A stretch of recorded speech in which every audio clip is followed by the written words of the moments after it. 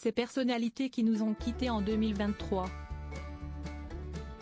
Matthew Perry, Geneviève de Fontenay, Jane Birkin, Jean-Pierre Elkabbach, Marion Guilhem. Ces personnalités nous ont quittés cette année. En cette fin d'année, nous revenons sur ces personnalités qui ont marqué les Français et le monde entier. Des célébrités venant de tous bords qui ont fait au cours de leur carrière l'actualité, que ce soit à la télévision, au cinéma, dans le sport, en politique ou dans l'art. Matthew Perry, un ami qui s'en va. Il incarnait l'inoubliable Chandler Bing dans Friends. Le 28 octobre, Matthew Perry est décédé à son domicile de Los Angeles aux États-Unis.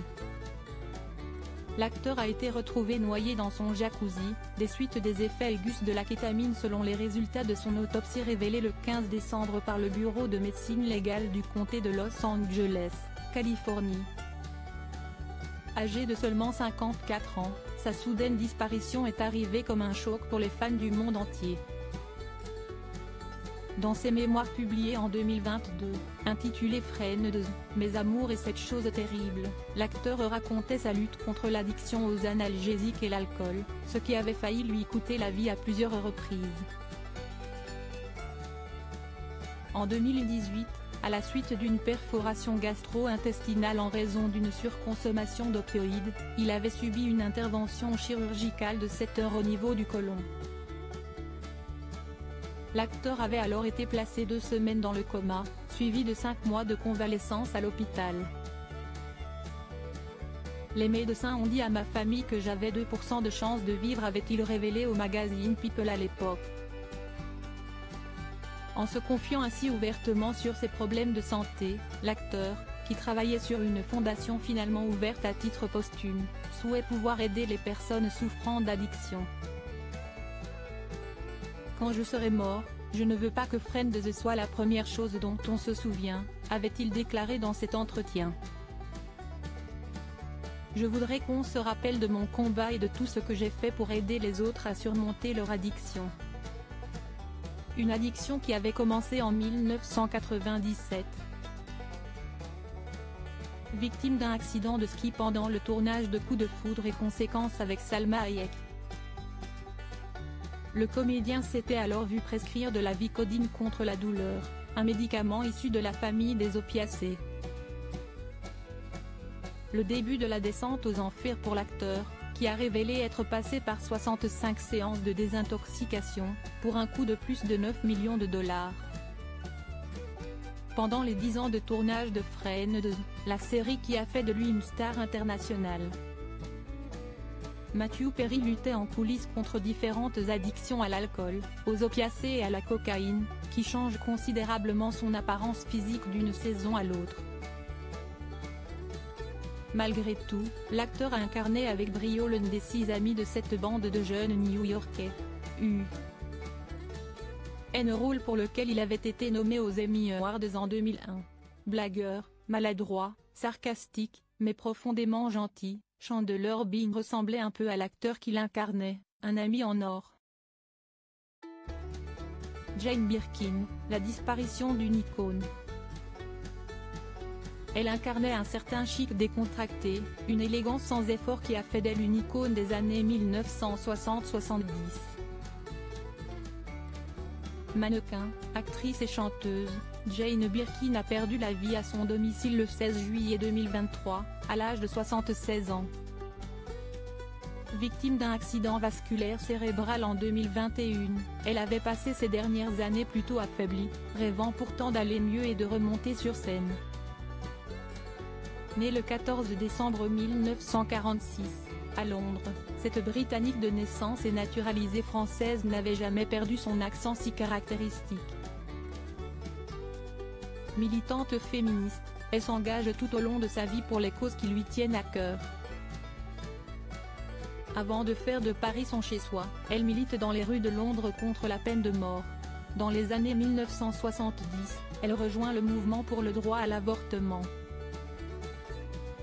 Au fil des ans, l'artiste prend la défense d'Aung San Suu Kyi en Birmanie, dénonce la guerre en Syrie et son président Bachar al-Assad, s'engage pour les sans-papiers, lutte contre la montée du Front National.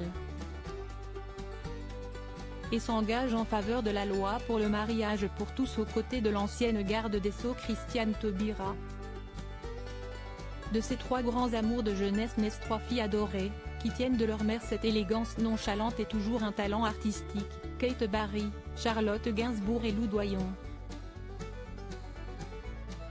Le soudain décès de la première est la véritable tragédie de cette tribu de femmes. Dans les pages des magazines, au-delà de ses talents artistiques et de ses engagements, on retient surtout de Jane Birkin sa relation sulfureuse avec Serge Gainsbourg. En 1969, toutes les radios diffusent en boucle leur titre inoubliable Je t'aime. Moi non plus. Une chanson aérienne et mystérieuse devenue un classique de la culture française, un peu comme son interprète elle-même.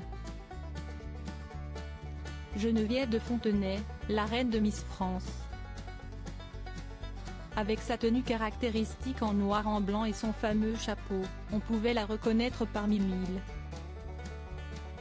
Décédée le 31 juillet à l'âge de 90 ans à son domicile de Saint-Cloud, des suites d'une crise cardiaque.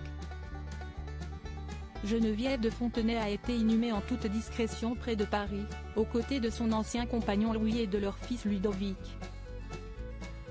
Mort dans les années 1980, et sans cérémonie religieuse, selon ses dernières volontés.